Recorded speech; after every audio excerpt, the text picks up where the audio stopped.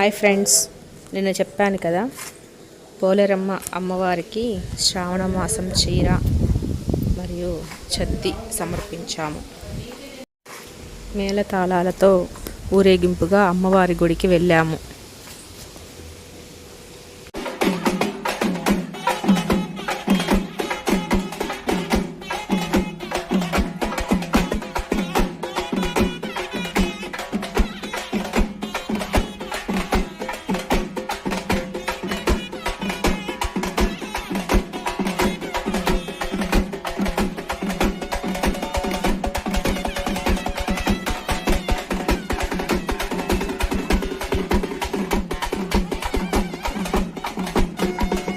అక్కడ ఇద్దరు ఆడవాళ్లకు అమ్మవారు వచ్చారు.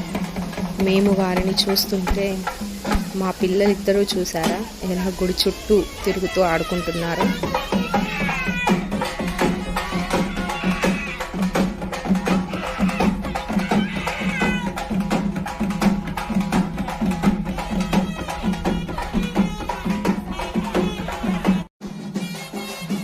ఫైనల్గా అమ్మవారి పూజ చాలా బాగా జరిగింది.